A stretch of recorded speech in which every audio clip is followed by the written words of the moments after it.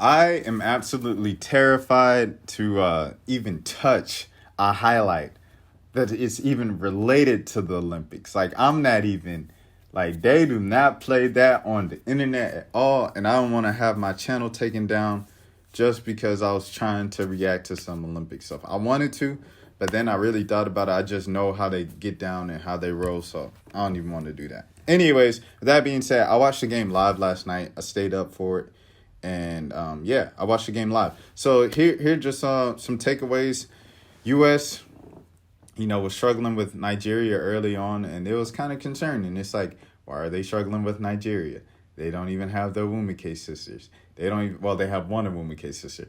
They don't even have Elizabeth Williams. They just blew the same team out about a week ago when Elizabeth Williams was playing. What the heck is going on here? And then, they pull away a little bit before halftime, get a double-digit lead, okay?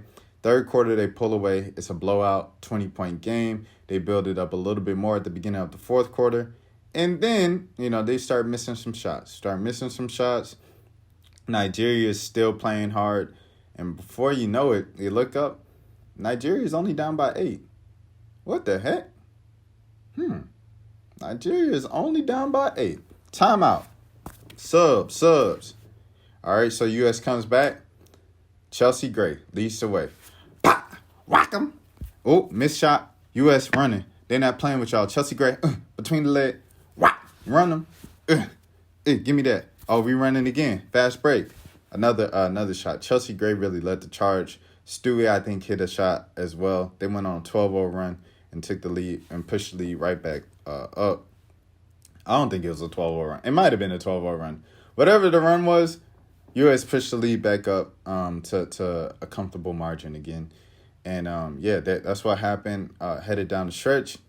And then, but Nigeria still doesn't quit. They're pressing. And then the shots are missing again. Sue Bird missed a couple of shots. DT was kind of tripping down the stretch, but DT made a lot of big shots in the first half to keep that distance of a 12-point game, 8-point game, and stuff like that for the U.S. to give them still a little cushion in the first half. So she hit some big shots in the first half. But second half, Sue and DT, they was tripping. I ain't going to hold you offensively. Sue throwing away turnovers. She throwing away the ball. Missing 3. Missing another 3. Airballing the 3. You know what I'm saying? And the game ended up being an 8-point game. The game wasn't that close, but you're still looking at it like this game shouldn't have gotten into single digits as many times as it did. It got it within single digits like 3 times. So, that was the game anyway of what I saw. But my biggest takeaway from it, going back to the roster, I guess, was the broadcaster, and it wasn't LaChana Robinson. Shout out to LaChana Robinson, but the play-by-play man. He said that I'm sorry whoever it was. I don't know who it was. I was just watching the game just kind of blindly. But the play-by-play man, he was saying how every player on the team has at least one WNBA teammate. I was like, "Oh, I didn't think about it. It all makes sense now." So Ariel Atkins is on the team. If you did that on purpose to match everybody up with the teammate just for chemistry's sake, since you have a quick turnaround from the WNBA break to the start of Olympic play and everything like that, USA play. If you're doing that for chemistry reasons, it makes sense. So that gives a whole new perspective of the roster selection, because I know there's a lot of talk. You had a lot of talk on this channel about the roster selection. So when you look at Ariel Atkins and you put a question mark, she's accompanied by Tina Charles. Okay. When you have Napheesa Collier, wasn't Napheesa Collier on there because of UConn, or was she on there because she's the second best player, or one of the best? Yeah, you could say that. Yeah, for sure. She's the second best player or top 2 player on the Minnesota Lynx.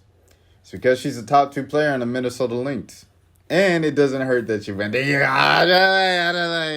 Either way, the second best player, wherever you chip it, slice it up, Fee is definitely better than Lasia. Fee is definitely better. Yeah, she's better than Dangerfield. So, yeah, she's the second best player on the team. But, yeah, you got Fee or whatever matched up with Sylvia Fowles. And then You have who else is anybody else questionable?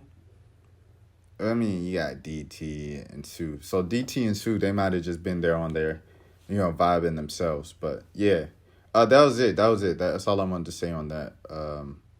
Jewel Lloyd she seems like she's struggling, bro. And it's been like that for a couple games for her in these kind of USA games, going back to the exhibitions to now.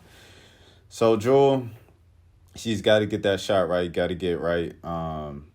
Yeah, USA just has to buckle down. USA just has to buckle down before things get serious against some better teams and everything like that. So those were my thoughts on the USA Olympic team, of the women's team and stuff like that. Asia Wilson stepped up big time.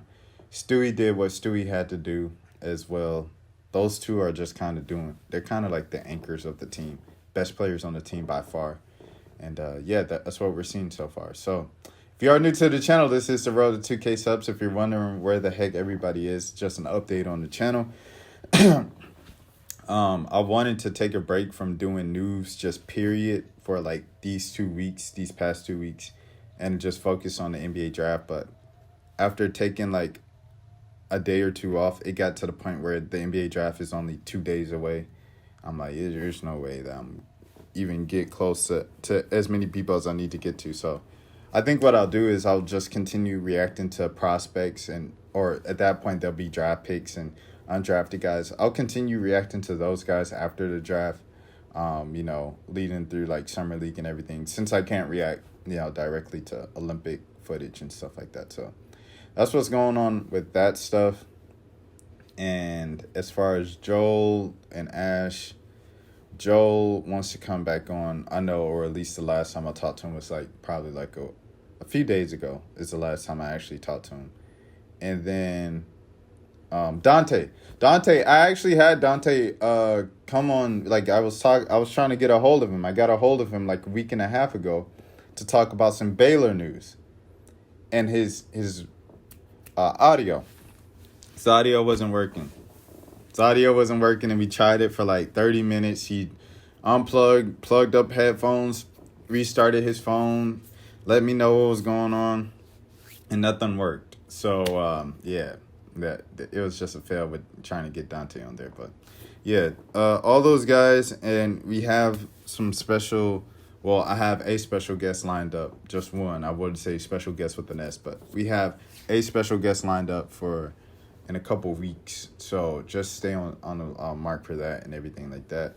If you are new to the channel, this is the road to 2K subs. I appreciate all the support and all the patience. Yeah, and take care. Have a good day. Goodbye.